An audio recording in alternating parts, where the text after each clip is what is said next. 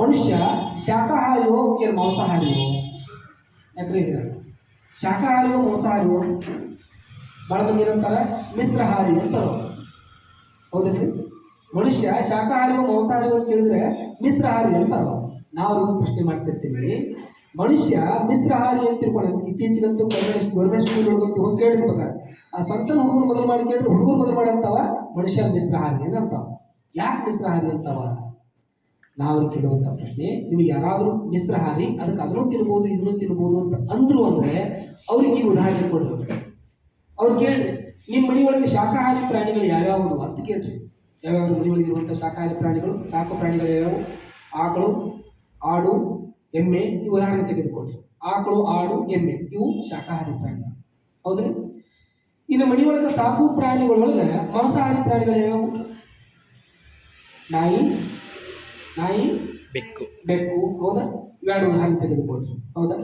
ಮಾಂಸಾಹಾರಿ ಪ್ರಾಣಿಗಳು ಯಾವೇ ಆಗಿರಲಿ, ಆ ಎಲ್ಲ ಮಾಂಸಾಹಾರಿ ಪ್ರಾಣಿಗಳ ಮುಂದ್ಗಡೆ ಕುಡಿಲಿಕ್ಕೆ ಅಂತ ತಿಳ್ಕೊಂಡು ಒಂದಿಷ್ಟು ನೀರು ಹಾಕಿಡ್ರಿ. ನೀರು ಹೆಂಗೆ ಕುಡಿತದ ನೋಡ್ರಿ. ನೀರಾಗಿರ್ಬೋದು, ಹಾಲಾಗಿರ್ಬೋದು, ಹೆಂಗೆ ಕುಡಿತದ? ಮ್ಯಾಲಿಗೇನು ಹೊರಗೆ ಚಾಚಿ ನೀರು ಕುಡಿತಾವ. ನಾಯಿ ತೆಗೆದುಕೊಡ್ರಿ, ಬೆಕ್ಕ ತೆಗೆದುಕೊಡ್ರಿ, ಕಡೆ ಹುಲಿ, ಎಕ್ಕಾದ ಮಾಂಸಾಹಾರಿ ಪ್ರಾಣಿ ತೆಗೆದುಕೊಡ್ರಿ. ಎಲ್ಲ ಮಾಂಸಾಹಾರಿ ಪ್ರಾಣಿಗಳು ಆಹಾರವನ್ನು ಸ್ವೀಕಾರ ಮಾಡುವಾಗ, ನೀರು ಕುಡಿಯುವಾಗ ಮ್ಯಾಲಿಗೇನು ಹೊರಗಡೆ ಚಾಚಿನೇ ನೀರು ಕುಡಿತಾವೆ. ಇವೆಲ್ಲವೂ ಸಹಿತ ಮಾಂಸಾಹಾರಿ ಪ್ರಾಣಿಗಳು. ಇನ್ನು ಶಾಕಾಹಾರಿ ಪ್ರಾಣಿಗಳು ಬರ್ರಿ, ಆಕಳು, ಆಡು, ಎಮ್ಮೆ ಇವೆಲ್ಲ ಸಹಿತ ನೀರು ಕುಡಿಬೇಕಾದ್ರೆ ಹೆಂಗೆ ನೀರು ಕುಡಿತಾವು? ನಾಲಿಗೆಯನ್ನು ಇವು ಹೊರಗೆ ಚಾಚಿ ಕುಡಿತಾವನ್ರಿ. ಹೆಂಗೆ ಕುಡಿತಾವ? ನಾಲಿಗೆಯನ್ನು ಒಳಗಡೆ ಇಟ್ಕೊಂಡು ಕುಡಿತಾವ. ಹಂಗಾದ್ರೆ ಈ ನಾಯಿ ಎನ್ನುವಂಥದ್ದು ಮಿಶ್ರಹಾರಿ ಪ್ರಾಣಿ. ಈ ಕಡೆ ಅದನ್ನು ತಿನ್ಬೋದು, ಈ ಕಡೆ ಇದನ್ನು ತಿನ್ಬೋದು. ಅದು ನಾಲಿಗೆ ಹೊರಗೆ ಚಾಚಿ ಕುಡಿತದ, ಹೊರಗೆ ಚಾಚಿ ತಿಂತದ. ಹಂಗಾದ್ರೆ ಮನುಷ್ಯ ಮಿಶ್ರಹಾರಿ ಹಣ್ಣವರು ಮತ್ತು ನಾಯಿಗೆ ಉದಾಹರಣೆ ಕೊಡ್ಬೇಕಾಗೈತೆ ಅವ್ರು. ಈ ಕಡೆ ಅದನ್ನು ತಿನ್ಬೋದು, ಈ ಕಡೆ ಇದನ್ನು ತಿನ್ಬೋದು ಆಗಿತ್ತು ಅಂತಂದ್ರೆ, ಮಿಶ್ರಹಾರಿ ಅನ್ನುವಂಗ ಆಗಿತ್ತು ಅಂತಂದ್ರೆ ಯಾರ್ಯಾರು ಮಿಶ್ರಹಾರಿ ಅನ್ನುವಂಥವ್ರಿಗೆ ಹಂಗಾದ್ರೆ ನಾಲಿಗೆ ಚಾಚಿ ಹೊರಗೆ ತಿಂತೀರಪ್ಪ, ನಾಲಿಗೆ ಚಾಚಿ ಕುಡಿತೀರ ಅಂತ ಕೇಳ್ಬೇಕು. ಒಂದು ಮನುಷ್ಯ ನಾಲಿಗೆ ಚಾಚಿ ನೀರು ಕುಡಿಬೇಕಾದ್ರೆ ಒಳಗಡೆ ಇಟ್ಕೊಂಡು ಕುಡಿತಾನೆ, ಹೊರಗಡೆ ಚಾಚಿ ಕುಡಿತಾನೆ. ಹೆಂಗೆ ಕುಡಿತಾನೆ? ಒಳಗಡೆ ಇಟ್ಟುಕೊಂಡೇ ಕುಡಿತಾನೆ. ಪ್ರಕೃತಿ ದತ್ತವಾಗಿ ಬಂದಿರತಕ್ಕಂತಹ ಈ ಮನುಷ್ಯನಿಗೆ ನಮ್ಮಿಂದ ಏನು ಬೆಳೀಲಿಕ್ಕೆ ಸಾಧ್ಯದ ಅದನ್ನು ಮಾತ್ರ ತಿನ್ನಲಿಕ್ಕೆ ನಮಗೆ ಹಕ್ಕದ. ನಮ್ಮ ಹಾಗೆ ಒಂದು ಪ್ರಾಣಿ, ಪಶು, ಪಕ್ಷಿಗಳು ಅವು ಉಸಿರಾಡ್ತಾವ, ಅವು ನೀರು ಕುಡಿತಾವ, ತಿಂತಾವ ಅಂತಂದ್ಮೇಲೆ ಅಂತ ಪ್ರಾಣಿಗಳನ್ನ ಕೊಲ್ಲುವಂಥ ಶಕ್ತಿ ಮನುಷ್ಯನಿಗೆ ಇಲ್ಲ. ಮತ್ತು ನೀವು ಮುಂದುವರೆದ್ರೆ ಕೇಳಬಹುದು, ಇಲ್ರಿ ಸರ್ ಮತ್ತೆ ಈ ಪಕ್ಷಿ ಪ್ರಾಣಿಗಳ ಹಾಗೆ ಈ ಗಿಡ ಸಸ್ಯಗಳು ಸಹಿತ ಅವಕ್ಕೂ ಜೀವ ಐತಲ್ರಿ, ಅವು ಬೆಳಿತಾವಲ್ಲ, ಮತ್ತು ಅದು ಹತ್ಯೆ ಮಾಡಿದಂಗೆ ಆಗಂಗಿಲ್ಲ ಅಂದರೆ ದೇವರ ಪ್ರಶ್ನೆ ಮಾಡ್ಬೋದು. ಅದಕ್ಕೆ ಉತ್ತರ ಅವ್ರಿಗೆ ಕೊಡಬೇಕು, ಹೇಳಬೇಕು.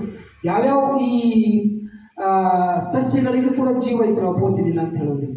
ಆದರೆ ಒಂದು ಸಸ್ಯವನ್ನು ಕಟಾವು ಮಾಡಿ ಅದನ್ನು ನಾವು ತಿಂದೀವಿ ಅಂದಮೇಲೆ ಮರಳಿ ಆ ಸಸ್ಯವನ್ನು ಬೆಳೀಲಿಕ್ಕೆ ಮನುಷ್ಯನಿಗೆ ಸಾಧ್ಯ ಅದ. ಅದೇ ಒಂದು ಪ್ರಾಣಿಯನ್ನು ಹತ್ಯೆ ಮಾಡಿ ಅದರ ಮಾಂಸವನ್ನು ತಿಂದಾದ ಮೇಲೆ ಹೊಳೆ ಆ ಪ್ರಾಣಿಗೆ ನಾವು ಏನಾದರೂ ಜೀವ ಕೊಡೋಕ್ಕೆ ಸಾಧ್ಯ ಆಗ್ತದೆ? ಮನುಷ್ಯನಿಗೆ ಶಕ್ತಿ ಐತೇನೋ? ಯಾವ ವ್ಯಕ್ತಿಯಿಂದ ಒಂದು ಪ್ರಾಣಿಯನ್ನು ಹತ್ಯೆ ಮಾಡಲಿಕ್ಕೆ ಸಾಧ್ಯ ಆಗುವುದಿಲ್ಲ, ಒಂದು ಪ್ರಾಣಿಗೆ ಹೊಳೆ ಜೀವ ಕೊಡೋಕ್ಕಾಗುವುದಿಲ್ಲ, ಆ ಪ್ರಾಣಿಯ ಜೀವ ತೆಗೆದುಕೊಳ್ಳುವಂಥ ಶಕ್ತಿಯೂ ಸಹಿತ ಮನುಷ್ಯನಿಗೆ ಇಲ್ಲ. ದಯವೇ ಧರ್ಮದ ಮೂಲವಯ್ಯ. ದಯ ಅನ್ನುವಂಥದ್ದು ಎಲ್ಲ ಪ್ರಾಣಿ, ಪಶು, ಪಕ್ಷಿಗಳಲ್ಲಿ ಇರಬೇಕನ್ನುವಂಥ ತಾವೆಲ್ಲರೂ ಕೂಡ ಅರ್ಥ ಮಾಡಿಕೊಂಡು ಎಷ್ಟು ನಾವು ದೇಹವನ್ನು ದಂಡಿಸ್ತೀವಿ ಅಷ್ಟು ನಮ್ಮ ಆತ್ಮ ಸಾಕ್ಷಾತ್ಕಾರ ಆಗಲಿಕ್ಕೆ ಸಾಧ್ಯ ಆಗ್ತದೆ. ಅದರ ಭಾಳ ಮಂದಿ ಅಂತಾರೆ ಆತ್ಮ ಅನ್ನುವಂಥದ್ದು ಒಳಗಡೆ ಅದ, ಆತ್ಮನಿಗೆ ಮುಕ್ತಿ ಸಿಗಬೇಕಾಗಿತ್ತು ಅಂತಂದರೆ ಈ ಧ್ಯಾನ, ಆರಾಧನೆ, ಪೂಜೆ, ಈ ಜಪ ತಪ್ಪಗಳನ್ನು ಮಾಡೋದ್ರಿಂದ ಒಳಗಡೆ ಇರುವಂಥ ಆತ್ಮನಿಗೆ ಹೆಂಗೆ ಮುಕ್ತಿ ಸಿಗ್ತದ ಅಂತ ನೀವು ನನ್ನ ಪ್ರಶ್ನೆ ಮಾಡ್ಬೋದು. ಹೆಂಗೆ ಮುಕ್ತಿ ಸಿಗ್ತದ? ಅದಕ್ಕೆ ತಮಗೆಲ್ಲ ಉದಾಹರಣೆ ಕೊಡೋದೇನಂತಂದ್ರೆ,